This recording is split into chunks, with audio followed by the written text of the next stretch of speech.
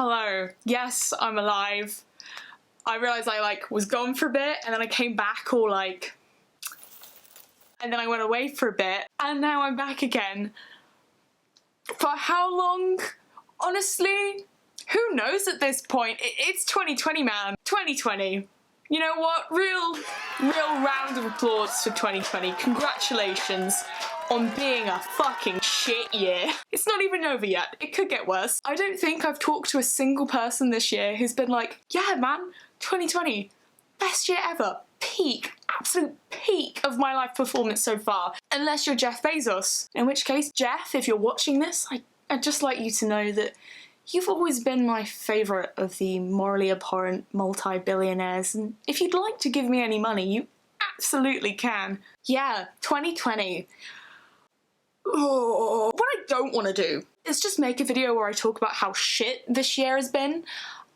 Because we all know. We're all in this year, we all know. So what I thought I'd vaguely do is try and talk about how maybe this year has been a learning experience. Maybe not for you, but it has been for me, and I'd like to talk about that. So we're back. I'm also gonna maybe talk about some other things in this video about YouTube and stuff, but we're just gonna see how this goes. Oh my god, I have not talked to a camera for so long. Okay, can you tell? Here's my running theory. Okay, so at the beginning of the year, beginning of 2020, I was like, it's my year. I'm gonna get a fringe, I'm gonna move to London, I'm gonna get my dream job, I'm gonna be like a full-time YouTuber, I'm gonna do all of these things. I'm not gonna do any more sitting on my ass or just crying over university anymore. I'm gonna make it this year, and if I don't, I'm a failure.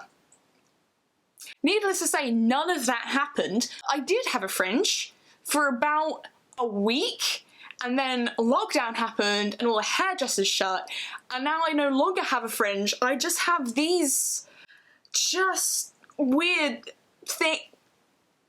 I just have these now. So I did achieve one of my goals for 1 week, and then.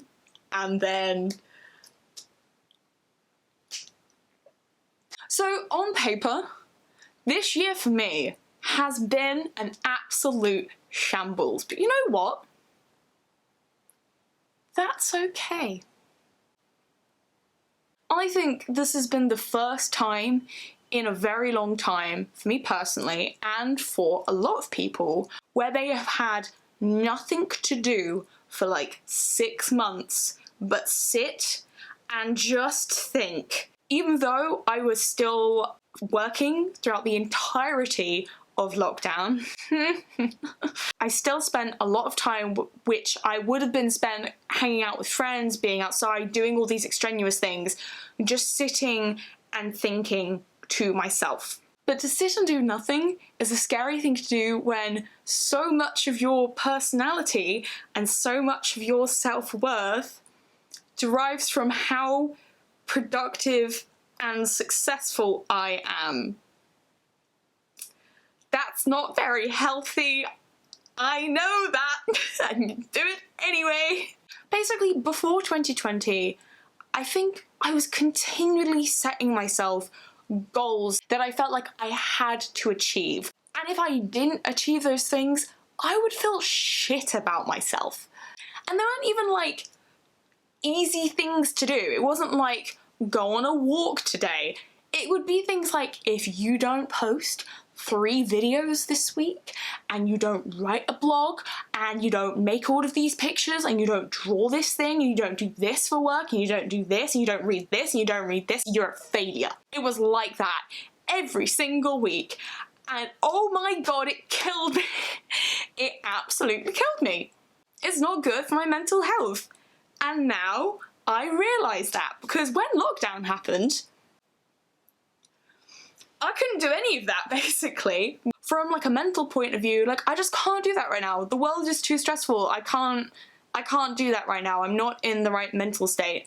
So it meant I had to sit down with myself and actually be like, girl, you have to just not do something for at least a while. You need to sit and reevaluate yourself.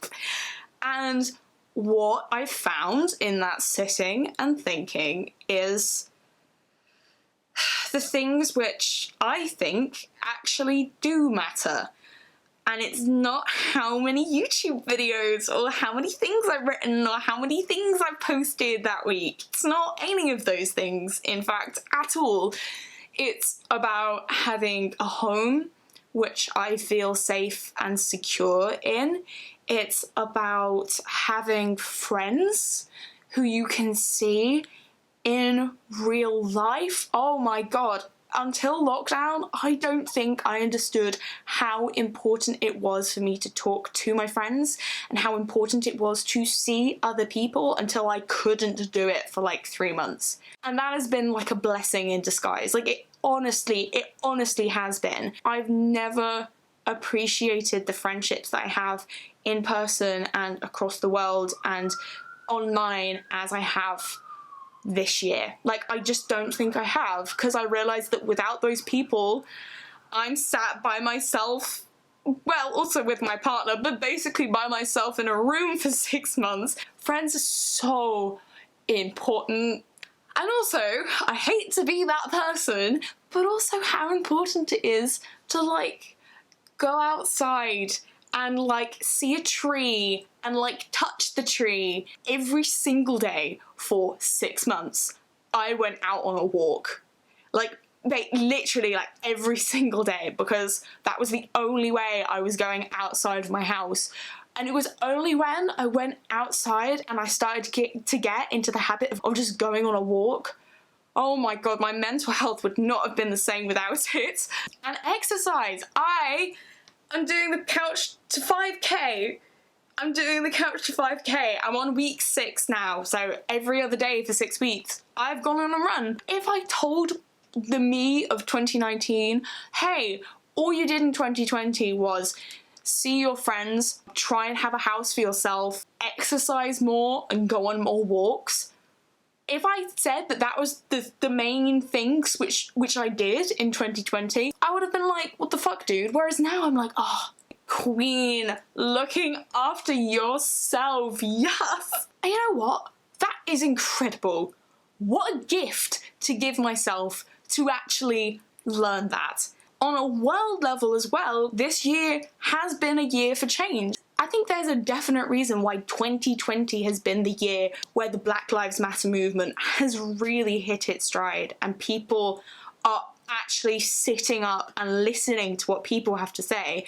And that's because nobody had anything better to do than listen for 6 months.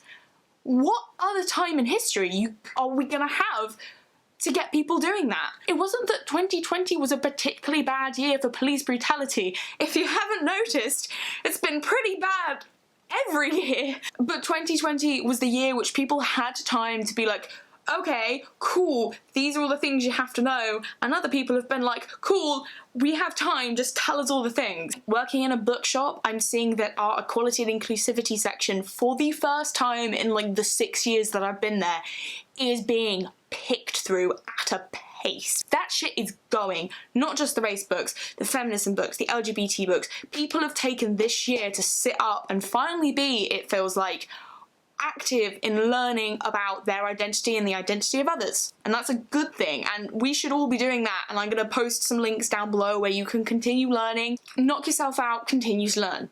Continue to be anti-racist. That's the PSA for this video. Go do the thing. What I'm trying to say is that there is good things that have happened and have come out of this year.